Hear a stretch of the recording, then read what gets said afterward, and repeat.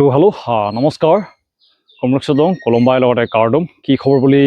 সোধাৰ আপোনালোকক আহগি হোৱা নাই যিহেতু বহুতখিনি কেণ্ডিডেটে মনত দুখ লাগি আছে কিছুমানৰ নতুন ভেকেঞ্চিৰ কাৰণে কিছুমানে এতিয়ালৈকে তেওঁলোকৰ ৰিজাল্টসমূহ দিয়াগৈ নাই এনেকৈ বহুতে মনত দুখ লাগি থাকে মোৰো লাগি আছে বৰ্তমানলৈকে আৰু বহুতখিনি এই বছৰ যোনটো নতুন কেণ্ডিডেট তেওঁলোকে এটা প্ৰশ্ন কৰি আছে যেন দাদা অসম পুলিচৰ নতুন ভেকেঞ্চি কেতিয়া আহিব আপোনালোকে প্ৰশ্নটোৱে মোক ভুলকৈ কৰিছে যিহেতু মই কোনো অফিচিয়েল মানুহ নহয় যে আপোনালোকক কেতিয়া ভেকেঞ্চি আহিব পাৰে এইটো মোক কৈ দিয়াত মই আপোনালোকক জাষ্ট আপডেটটো দি দিওঁ এনেকুৱা নিউজ আহিছে নিউজ যেতিয়া CM ছাৰে কিবা এটা কয় অসম পুলিচৰ নতুন ভেকেঞ্চিৰ বিষয়ে তেতিয়া আপোনালোকক মই আপডেটকেইটা দি দিওঁ কিন্তু বৰ্তমানলৈকে তেওঁ কোৱা অনুসৰি তেওঁ কৈছিল যেন যেতিয়াই এই বৰ্তমান যিমানখিনি ভেকেঞ্চিৰ অলৰেডি বা ইণ্টাৰভিউ তেওঁলোকৰ সকলোখিনি হৈ গৈছে না তেওঁলোকৰ ৰিজাল্ট দিয়াৰ পিছতে অসম পুলিচৰ নতুন ভেকেঞ্চিৰ এপ্লাই আৰম্ভ কৰিম কৈছিলে তেওঁ কোৱা অনুসৰি নৱেম্বৰ মাহত এপ্লাই হ'ব নতুন অসম পুলিচৰ ভেকেঞ্চি বুলি কৈছিলে কিন্তু যিমানখিনি বৰ্তমান প্ৰচেছ চলি আছে ABUB APR বৰ্ডমেন সেইবিলাকৰ ৰিজাল্টে দিবগৈ পৰা নাই তো নতুন ভেকেঞ্চি কেনেকৈ আহিব আপোনালোকে হয়তো নিজেও আইডিয়াটো লগাব পাৰিছে তেওঁ অলপ আগতে ফেচবুকত এটা পোষ্ট কৰিছে তেওঁ কোৱা অনুসৰি আজি তেওঁ ফেচবুকৰ লাইভত আহিব প্ৰায় 6টা বজাত তেওঁ আহিব আপোনালোকে নতুন ভেকেঞ্চিৰ কথা সুধিব তেওঁক যেন কেতিয়া আহিব তেওঁৱে ভালকৈ গম পাব যেন কোনটো ভেকেঞ্চি কেতিয়া আহিব পাৰে লগতে কিছুমান আপডেট পাইছিলোঁ অসম পুলিচৰ ভেকেঞ্চি অলপ খালী হৈছে বুলি কৈছে এইটো কাৰণে ভাল হ'ব যেন হয়তো যদিহে ভেকেঞ্চি আহি যায় তাতে অলপ ভেকেঞ্চি বেছি থাকিব পাৰে আৰু বিশেষকৈ কিছুমানে সুধি থাকে যেন ফৰেষ্টৰ ভেকেঞ্চিটো কি হ'ব ফৰেষ্টৰ ভেকেঞ্চি আহিব নাই হয় ফৰেষ্টৰ ভেকেঞ্চি আহিব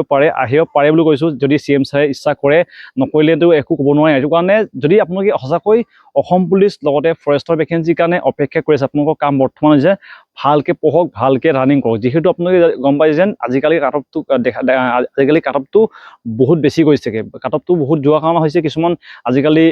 একাডেমিও খুলিছে একাডেমি ভাল প্ৰেক্টিচ বহুতে কৰিছে আৰু ঘৰতো আজিকালি বহুত কম্পিটিশ্যন এটা গাঁৱৰ পৰা এটা ডিষ্ট্ৰিক্টটো বাদে দিয়ক এটা গাঁৱৰ পৰাই নাই ক'লো 200-300 কেণ্ডিডেটে এপ্লাই কৰে ৰানিং কৰে আজিকালি চবৰে ৰানিং ভাল থাকে এইটো কাৰণে কম্পিটিশ্যন লেভেলটো বহুত বেছি এইটো কাৰণে আপোনালোকে বৰ্তমান ভেকেঞ্চিটো অলৰেডি আহিবই আপোনালোকে হয়তো গম পাই যেন এদিন নহয় এদিন ভেকেঞ্চি এপ্লাই হ'বই আপোনাৰ বৰ্তমান কাম হৈছে আপুনি ভালকৈ প্ৰেক্টিচ চলাওক যাতে সকলোকে বেষ্ট নাম্বাৰ পাওক ভাল এটা নাম্বাৰ পাই পিনে আপুনি পৰীক্ষা দিবলৈ পাওক এই বৰ্তমান দেখিছে যে আপোনালোকে যেন বহুতে ছেকেণ্ড লিষ্টৰ কাৰণে অপেক্ষা কৰি আছে যেন এনেকৈ ছেকেণ্ড লিষ্ট দিব লাগে বুলি হাইকোৰ্ট কৰিছে হয়তো আপোনালোকে গম পাইছে ইয়াতে কিছুমানৰ নাম্বাৰ কম হৈছে বুলি কৈছে ইয়াৰ বিষয়ে মই ইমানখিনি দীঘল যাব বিচৰা নাই তেওঁলোকে কিহৰ কাৰণে হাইকোৰ্ট কৰিছে কোনটো দিগদাৰ হৈছে এইটো মই ক'ব বিচৰা নাই আপুনি যাতে ছেকেণ্ড লিষ্টৰ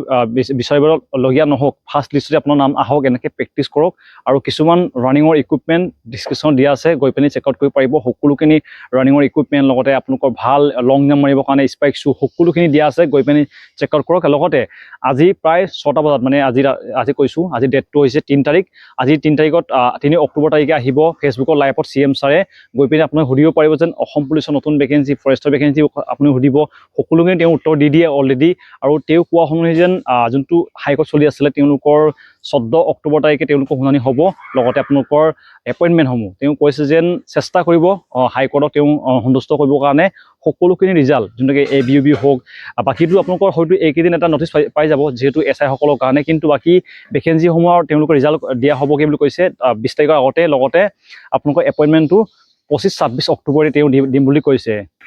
যদিহে তেওঁ 26-25 অক্টোবৰ তাৰিখে এপইণ্টমেণ্টসমূহ দি দিয়ে ইয়াৰ জইনিংসমূহ নৱেম্বৰ হ'বগৈ আৰু ট্ৰেইনিংটো হয়তো আপোনালোকৰ প্ৰায় ডিচেম্বৰ মানে হৈ যাব চাগে তেতিয়া হয়তো ঘোষণা কৰি দিব যেন অসম পুলিচৰ নতুন ভেকেঞ্চি ফৰেষ্টৰ ভেকেঞ্চি এইবিলাকৰ কথা মই